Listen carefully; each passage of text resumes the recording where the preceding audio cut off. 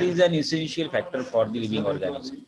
बरोबर, वॉटर जे आहे हा इसेन्शियल फॅक्टर आहे, कारण का यामध्ये सर्व काही मेटाबॉलिझम जे आहे ते मेटाबॉलिझम या वॉटरवरती डिपेंड आहे.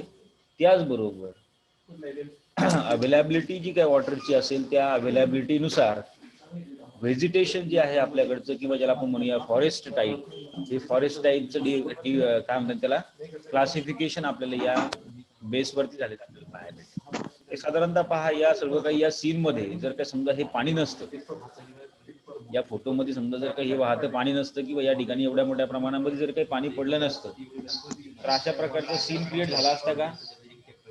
ऑब्विसली नसता, आहे की नाही. या ठिकाणी दिसणारे हे जे काही हिरवेगार प्लांट आहेत, सर्व काही जे काही वनस्पती आहेत, या सर्व काही यांची वाढ होण्यासाठी यांना मोठ्या प्रमाणामध्ये पाण्याची आवश्यकता आहे. या ठिकाणी असणारे ब्रायोफायटिक प्लांट असतील, इव्हन अँजिओस्पर्मिक असतील, किंवा इतर बाकीचे टेरिडोफायटिक प्लांट असतील. हे तुझं टेरिडोफायटिक प्लांट आहे पहा. सगळ्या प्रकारची डायव्हर्सिटी आपल्या या ठिकाणी दिसते, आणि ही डायव्हर्सिटी कशामुळे तयार आहे?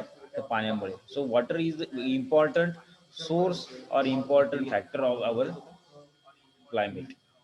So in last lecture we have discussed on the depend on the annual rainfall. वर्षभरामध्ये साधारणतः सर्वसामान्यपणे किती प्रमाणामध्ये रेनफॉल या ठिकाणी होतो, पाऊस किती प्रमाणामध्ये पडतो, त्या प्रमाणामधून आपण काही व्हेजिटेशन ते टाईप्स या ठिकाणी ठरवू शकतो. जसं की से फॉर एक्झाम्पल, एक साधारणतः जर का ॲव्हरेज रेनफॉल 1 सेंटीमीटर ते 13 सेंटीमीटर इतका कमी प्रमाणात जर का एखाद्या ठिकाणी पडत असेल वर्षभरातून, तर अशा ठिकाणी असणारं जे काही व्हेजिटेशन असेल, म्हणजेच फॉरेस्टचा टाईप, किंवा जे काही साधारणतः जंगल आपण ज्याला म्हणतो, जंगल म्हणजे अगदी जंगल नाही, पण सर्वसामान्य त्या ठिकाणची जी काही जमीन असेल ती डेझर्ट टाईपच्या व्हेजिटेशनची असेल. बरोबर आहे की नाही. त्याचबरोबर थोडंसं प्रमाण जर वाढलं पावसाचं, जसं की से फॉर एक्झाम्पल 13.25 ते 35.1 सेंटीमीटर इतका जर काही त्या ठिकाणी रेनफॉल झाला, पाऊस पडला, तर त्या ठिकाणी साधारणतः आपल्याला सेमी ॲरिड ग्रासलँड, म्हणजे थोडंसं गवताळ अभयारण्य, जसं आपल्याकडे औरंगाबादला आहे बघा, गवताळ अभयारण्य आहे, किंवा आपला इव्हन आपल्याकडचा जो काही भाग आहे इकडचा खानदेशमधला, तर हा इतक्या कमी प्रमाणामधला आहे, ज्या ठिकाणी इतक्या कमी प्रमाणामध्ये रेनफॉल होतो, आणि म्हणून मग त्या ठिकाणचं जे काही व्हेजिटेशन आहे ते सेमी ॲरिड ग्रासलँड या स्वरूपाचं आपल्याला पाहायला मिळेल. त्यानंतर पुढे जाऊन जर बघितलं तुम्ही, तर साधारणतः 35 ते 63 सेंटीमीटर इतका जर काही वर्षभरामध्ये जर काही पाऊस पडत असेल, तर त्या ठिकाणी आपल्याला सब ट्रॉपिकल ड्राय सब ट्रॉपिकल ग्रासलँड, किंवा ज्याला आपण सवाना ग्रासलँड असंही म्हटलंय, अशा टाईपचे ग्रासलँड किंवा अशा टाईपचं फॉरेस्ट या ठिकाणी तयार होऊ शकतं, की ज्यामध्ये जास्तीत जास्त प्रमाणामध्ये ग्रासेस किंवा हार्बिवर्स प्लांट्स आपल्याला असतील, की जे कमी कालावधीमध्ये त्याची लाईफ सायकल कंप्लीट करतात. So in this grassland with the scattered trees, अगदी दूरवरती एखादा झाड आपल्याला मोठं पाहायला मिळेल, किंवा काही श्रब्स आपल्याला त्याच्यामध्ये पाहायला मिळतील, आणि it is a community type intermediate between the grassland and forest. Deep forest जे काय असतं, घनदाट जंगल, आणि एकदम ओपन ग्रासलँड, या दोन्ही मधलं हे एक इंटरमिडिएट प्रकार आपल्याला या ठिकाणी पाहायला मिळतो. कारण का, ते याप्रमाणे मॉडरेट या ठिकाणी पाऊस आपल्याला पाहायला मिळतो. आता ज्या ठिकाणी थोडंसं जास्त प्रमाणामध्ये पाऊस 63 ते 114 सेंटीमीटर इतका, म्हणजे जसं की समजा आपल्याकडचा असणारा कोकण विभाग आहे, कोकणचा भाग असेल, किंवा पश्चिम घाट असेल, पुणे नाशिक वगैरे जे काही जिल्हे आहेत तिकडचे कोल्हापूरपर्यंत, या भागामध्ये आपल्याला साधारणतः इतक्या मोठ्या प्रमाणामध्ये पाऊस पडलेला पाहायला मिळतो, आणि म्हणून त्या ठिकाणचं जे काही व्हेजिटेशन आहे it is humid tropical forest type of vegetation. कोणत्या टाईपचं आहे? ह्युमिड आणि ट्रॉपिकल फॉरेस्ट आहे त्या ठिकाणी. त्यानंतर जास्त प्रमाणामध्ये पाऊस पडणारं आहे, जसं महाबळेश्वर असेल, तुमचं चेरापुंजी असेल, किंवा खाली केरळामध्ये असेल, तर त्या ठिकाणी आपल्याला पर्टिक्युलरली 114 ते जवळपास 203 किंवा त्याच्यापेक्षाही जास्त पाऊस आपल्याला त्या ठिकाणी पडलेला आपल्याला पाहायला मिळतो. त्या ठिकाणी जे काही फॉरेस्ट आहे, व्हेजिटेशन आहे, it is tropical rain forest. अशा प्रकारे हे जे काही व्हेजिटेशन आहे, फॉरेस्ट लँड आहे, याचं आपल्याला या ठिकाणी क्लासिफिकेशन किंवा त्या प्रकारचे टाईप्स आपल्याला या पावसावरती डिपेंड असलेले पाहायला मिळतात. So in this the water is one of the important factor which serve for development of various vegetation. Okay, की ज्यामुळे आपल्याला सर्व काही हे व्हेजिटेशन पाहायला मिळतं, सर्व काही वनस्पती किंवा त्या प्रकारचं जे काही ऍक्च्युली लिव्हिंग ऑर्गॅनिझम जे आहे ते पूर्णपणे या ठिकाणी पाण्यावरती डिपेंड आहे. त्यानंतर पुढे आपल्याला असं सांगता येईल की बघा, जसं की प्लांट्सचा जर का विचार केला, सर्वसामान्य जे काही प्लांट्स आहेत, so on the basis of their water requirement, त्या प्लांटमध्ये किती प्रमाणामध्ये वॉटर रिक्वायरमेंट आहे किंवा त्या ठिकाणी किती प्रमाणामध्ये अवेलेबिलिटी आहे, वॉटरची अवेलेबिलिटी किती प्रमाणामध्ये आहे, या प्रमाणावरून आपण इकॉलॉजिकली या प्लांट्सचे साधारणतः हे 3 ग्रुप या ठिकाणी केलेले आपण पाहतो.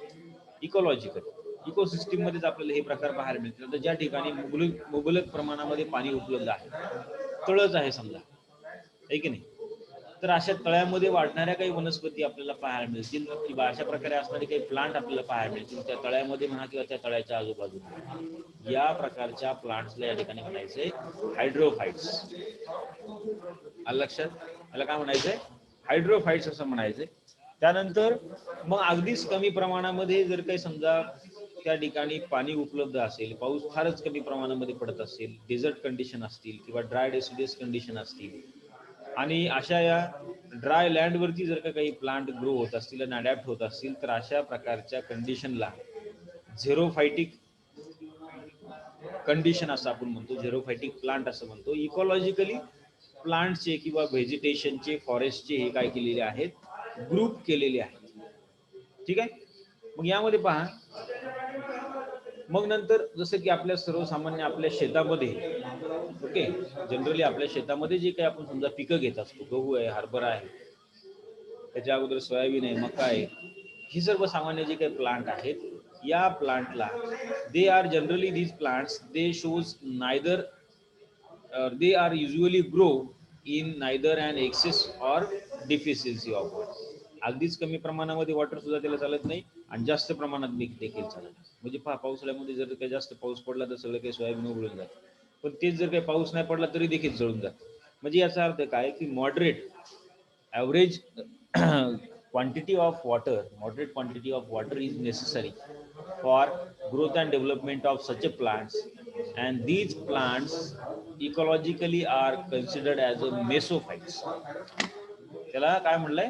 मेसोफाइट्स असं म्हणले. आपण आतापर्यंत अनेक वेळेला ह्या टर्म बघितल्यात बघा, हायड्रोफाइट, झेरोफाइट, मेसोफाइट, या तीनही टर्म आपण आतापर्यंत पाहिल्यात. हायड्रोफाइट मध्ये तुम्ही म्हणाल की मग समुद्र जेवढा मोठा आहे तर समुद्रामध्ये वाढणारे काही वनस्पती असतील, काही अल्गी असतील, तर याला काय कॅटेगरीमध्ये कन्सिडर केलं जातं?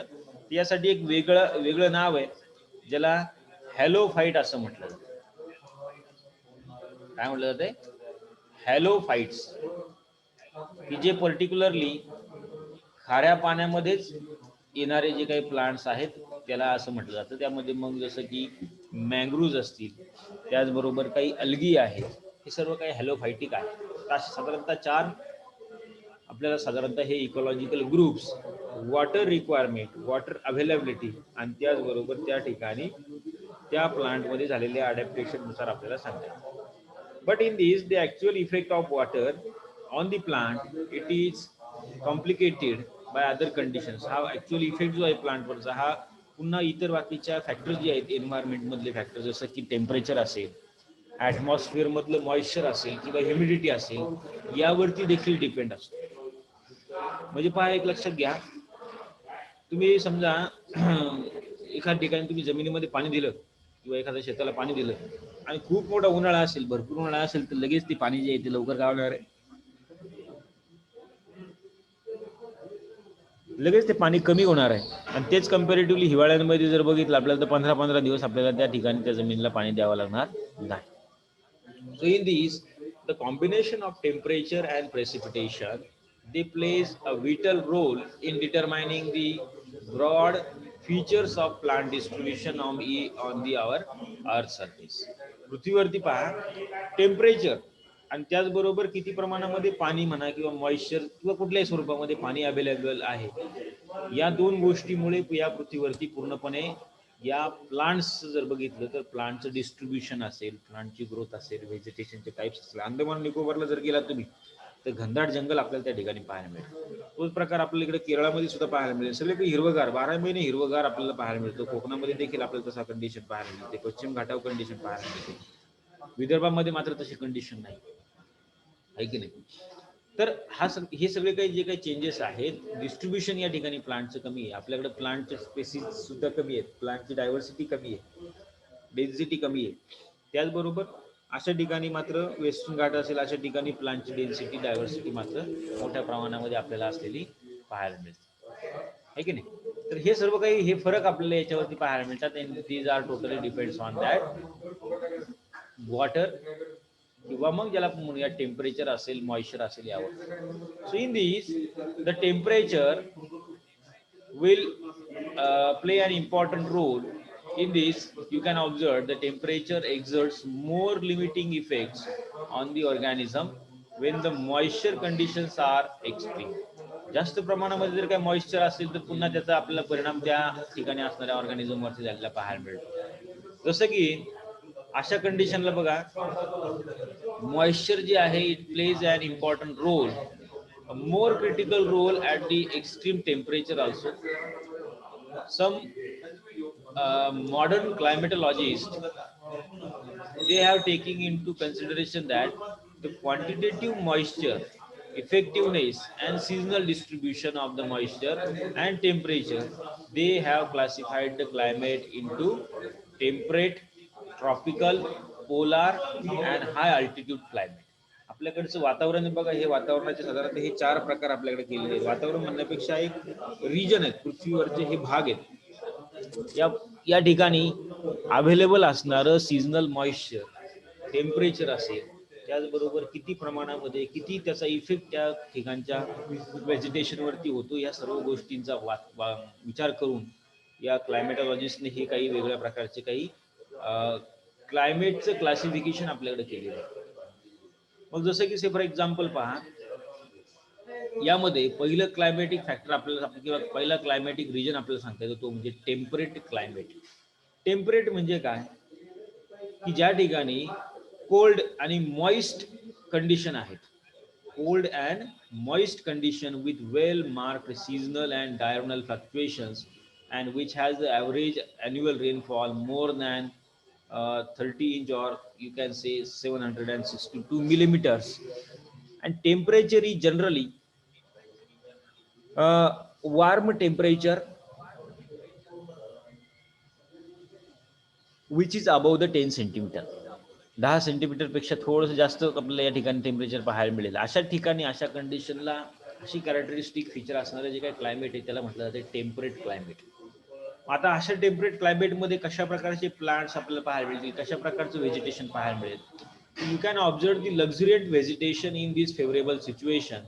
You can observe number of trees, shrub, they are dominant, and herbs, they are exceeding trees and shrub in the number. हर्बचं प्रमाण देखील आपल्या या ठिकाणी पाहायला मिळेल. जसं की आपल्याकडे बघा युरोपियन कंट्रीज आहेत, युरोप असेल, नॉर्थ अमेरिका असेल, अशा ठिकाणी आपल्याला हे टेम्परेट क्लायमेट पाहायला मिळतं. टेम्परेट म्हणजे जास्त एक हॉटेस्ट नाही किंवा तापमान त्या ठिकाणी नाही, तापमान थोडंसं कमी पण मात्र थंड वातावरण त्या ठिकाणी असतं. त्या वातावरणामुळे मॉइस्ट, हवेमध्ये आर्द्रता भरपूर मोठ्या प्रमाणामध्ये असते. अशा कंडिशनमध्ये या ठिकाणी हे सगळं काही हा बेल्ट या ठिकाणी तयार झाला आपल्याला दिसतो. दुसरं आहे ट्रॉपिकल क्लायमेट. ट्रॉपिकल क्लायमेट म्हणजे काय की त्या ठिकाणी वॉर्म कंडिशन आहे, ह्युमिड आहे, दमट वातावरण आहे, widely humid with mean temperature of coldest monthly usually 17 degree सेंटीग्रेडच्या दरम्यान ॲव्हरेज टेम्परेचर असेल. त्याचबरोबर रेनफॉल जो आहे तो जास्त असेल, साधारण 200-400 सेंटीमीटर पर ॲनम. अशा कंडिशनला आपल्याला जनरली ट्रॉपिकल क्लायमेट असं म्हणता येतं की ज्या ठिकाणी फ्रॉस्ट कंडिशन असेल, स्नोफॉल जो असेल तो अजिबात त्या ठिकाणी नसतो, बर्फ पडत नाही. आता वरच्या टेम्परेट क्लायमेटमध्ये मात्र स्नोफॉल किंवा फ्रॉस्ट कंडिशन म्हणजे बर्फ साचून राहणे, अशा कंडिशन मात्र आपल्याला त्या टेम्परेट क्लायमेटमध्ये पाहायला मिळते. ट्रॉपिकल रिजनमध्ये आपल्याला नाही. So in this little or no seasonal variations you can observe. Generally जास्त दिवस आपल्याला हा सीझन किंवा एक त्याला म्हणूया आपण ऋतुमान चालू राहतो. आणि commonly this is we called the tropical climate. म्हणजे कुठला भाग तर बघा विषुववृत्ताच्या कडेचा भाग. आता विषुववृत्त कुठून गेले पृथ्वीवरती तुम्ही बघितलं असेल, पृथ्वीचा मध्य भाग कुठे आहे तर इकडे खालच्या टोकाला आहे, म्हणजे दक्षिणेकडच्या टोकाला, जसं श्रीलंका आलंय, ऑस्ट्रेलिया जो भाग आहे, ब्राझील आहे, साऊथ आफ्रिका आहे आणि इव्हन इंडियाचा सुद्धा जो काही साऊथकडचा जो काही पार्ट आहे हा ट्रॉपिकल क्लायमेटचा पार्ट आहे किंवा सब ट्रॉपिकल क्लायमेटचा पार्ट आहे actually. So in this worlds luxuriant rain forest in the regions of that high rainfall region, की ज्यामध्ये स्क्रब असतील किंवा ग्रासलँड असेल, desert community you can generally observe in that region. त्यानंतर पहा पुढे जर पाहिलं तुम्ही तर monsoon area, monsoon type of climate. Monsoon means what? It is generally characterized by dry and wet season and you can observe the heavy rainfall. आपल्याकडे मान्सूनचा पाऊस येतो बघा. मान्सून मीन्स व्हॉट, की अंदमान निकोबार या भागातून असे हे जे काही ढग आहेत एकवटलेले पूर्ण हिंदी महासागरावरून असे खाली फिरून येतात केरळाकडनं आणि केरळ कर्नाटकातनं त्याची एंट्री होते भारतामध्ये आणि या ढगांपासून खूप मोठ्या प्रमाणामध्ये पाऊस पडतो आणि तोच पाऊस ॲक्च्युली आपल्याला पावसाळ्यामध्ये आपल्याकडे येतो, तो म्हणजे मान्सूनचा पाऊस. So in these are we called as the monsoon area, किंवा या मान्सूनचा पाऊस ज्या ज्या ठिकाणी पडतो तो एरिया म्हणजे मान्सून एरिया. ज्या ठिकाणी हेवी रेनफॉल होतो आणि त्याचबरोबर हेवी रेनफॉलमुळे त्या ठिकाणी आपल्याला डेसिडियस ट्रीज किंवा श्रब्स या प्रकारचं व्हेजिटेशन जास्त प्रमाणामध्ये पाहायला, म्हणजे पावसाळ्याच्या सीझनमध्ये पूर्ण हिरवगार आणि उन्हाळ्यामध्ये किंवा हिवाळ्यामध्ये पूर्णपणे ते काय होणार आहे, पानगळ झालेली आपल्याला त्या ठिकाणी दिसेल. आणि चौथा एक महत्वाचा फॅक्टर बघा जो पोलार रिजनला आहे, म्हणजे पृथ्वीच्या दोन्ही टोकाला आपल्याला हे पाहायला मिळेल. That is we called as the climate of polar regions and high altitude.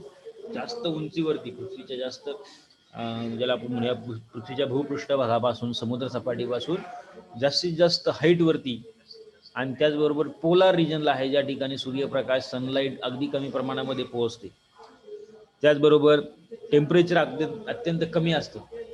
Wear warmest monthly below temperature is 10 degree centigrade, precipitation mostly in the form of snow, म्हणजे पाऊस न पडता डायरेक्टली त्या ठिकाणी बर्फवृष्टी त्या ठिकाणी झाली आपल्याला पाहायला मिळते.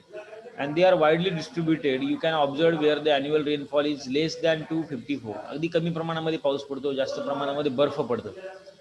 So where low temperature, relative humidity which is high and evaporation rate is also low, and in that condition this region we call as the polar region, which has the high altitude. There is continuous light in summer and darkness in the winter. Okay, so where you can observe the vegetation that is mostly low and scanty, dwarf shrub and grasses dominant. चला ठीक आहे, थोडंसं boring part झाला असेल तर शेवटी तुम्हाला थोडंसं इन्फॉर्मेटिव्ह पार्ट तुम्हाला देतो आणि लेक्चर थांबवतो.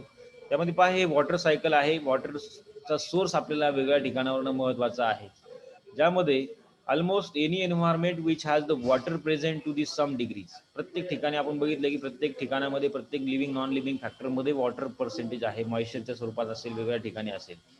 पण वॉटरचा सोर्स ऍक्च्युली कुठून आहे, तर you can observe in the heavy dews they can provide water. दव पडतं, मॉइश्चर जे आहे या माध्यमातूनच वॉटरचा सोर्स आपल्याला असलेला पाहायला मिळतो. म्हणजे वाफ जी काय होते पाण्याची, याच ठिकाणी याचे ढग तयार होतील, त्या ढगापासून पाऊस होईल आणि त्या पावसाच्या थ्रू पाणी जे काय आहे ते अवेलेबल होतं. Sometimes water gather in the tree clots or rock crevices or always purify water before the drinking it. ठीक आहे, काय हरकत नाही. चला, महत्वाचा फॅक्टर असा आहे बघा, पृथ्वीवरती आपण बघितलं तर जवळपास 71% जो काही भाग आहे पृथ्वीचा हा पूर्णपणे पाण्यानं व्यापलेला आहे, समुद्रानं व्यापलेला आहे. आणि मग शेवटी एक मला तुम्हाला प्रश्न विचारायचा आहे की पृथ्वीवरती जर बघितलं आपण, पृथ्वीवरनं जर काही एखादं क्लिअर जर काही म्हणजे आकाश जर काय असेल, मोकळा आकाश जर काय असेल तर ते आपल्याला ब्ल्यू कलरचं का दिसतं. आणि दुसरा प्रश्न असा आहे की परग्रहावरून आपली पृथ्वी जी आहे ही आपल्याला ब्ल्यू कलरची का दिसते. हे जे काही दोन प्रश्न आहेत याचं उत्तर हेच आहे की आपल्या या पृथ्वीच्या सभोवतालच्या वातावरणामध्ये आणि त्याचबरोबर पृथ्वीवरती खूप मोठ्या प्रमाणामध्ये काय आहे, पाणी आहे. आता पहिली गोष्ट बघा, काय म्हणतात त्याला, आभाळ जे आहे ते निळ्या कलरचं का दिसतं, तर यामध्ये उत्तर असं आहे बघा की ॲटमॉस्फिअर मध्ये जी काय हवा आहे पृथ्वीच्या सभोवताली, जे काय ॲटमॉस्फिअर आहे यामध्ये काही फाईन पार्टिकल्स आहेत.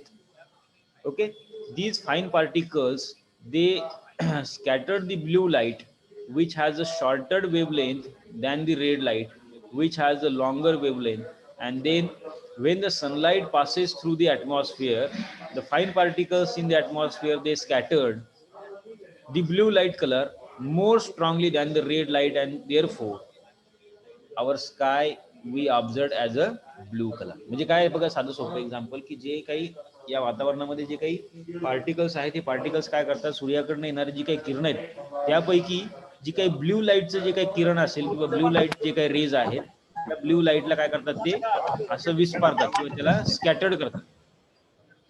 आणि बाकीचे जे काही वेवलेंथच्या लाईट आहेत, रेड लाईट असेल किंवा इतर लाईट असेल, त्या तशाच सरळ आपल्या पृथ्वीवरती किंवा पृष्ठभागावरती येऊन पोहोचतात.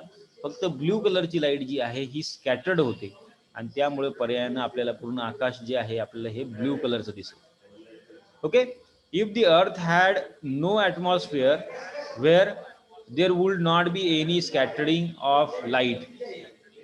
ओके, कोणत्याही प्रकारचं जर काय समजा या ठिकाणी ॲटमॉस्फिअर नसतं, तर या ठिकाणी कोणत्याही प्रकारचं लाईटचं स्कॅटरिंग झालं नसतं, त्याची लाईट म्हणजे जी विभागली गेली नसते आणि त्यामुळे पर्यायानं आपल्याला आकाश जे आहे ते पूर्णपणे ब्लॅक दिसलं असतं. पण मात्र आपल्या या ठिकाणी ब्ल्यू कलरचं आकाश दिसतं. हा त्याच्या पाठीमागचं एक कारण आहे. आणि दुसरं एक कारण असं बघा, किंवा दुसरा एक प्रश्न असा होता की आपली पृथ्वी जी आहे ती परग्रहावरनं ब्ल्यू कलरची का दिसते. तर त्याचं साधारणतः ऑब्व्हियसली कारण असं आहे की आपल्या पृथ्वीवरती 70-71% जो काही भाग आहे हा पाण्यानं व्यापलेला आहे आणि पाणी देखील काय करते, ब्ल्यू कलरची लाईट जी आहे ती रिफ्लेक्ट करते. Okay, so blue colour we can observe from other planets. Okay, because of their abundance of water and over 70% of the earth's surface is comprised of this water, it will provide vivid blue color when viewed from the space. Particularly it can reflect only the blue color light. मला आधी सांगितलं होतं मी की ज्या स्पेक्ट्रमचा light reflect होतो त्या कलरची ती समोरची वस्तू आपल्याला दिसते. हे त्याच्या पाठीमागचे हे दोन लॉजिक आहेत. आणि उद्याच्या लेक्चरमध्ये आपण ॲटमॉस्फिअर आणि त्याचे काय कंपोजिशन आहे हे पाहूया. आजचा आपल्या या ठिकाणी वेळ संपलाय. ठीक आहे, या दोन प्रश्नांची आणखीन थोडीशी माहिती चांगली घ्या. अशा प्रकारचे काही वैज्ञानिक प्रश्न तुमच्या मनामध्ये पडले पाहिजेत. ठीक आहे, okay, so we will stop here and we will continue with tomorrow with atmosphere and its composition. Okay, केमिस्ट्रीचं लेक्चर आहे तुमचं यानंतर.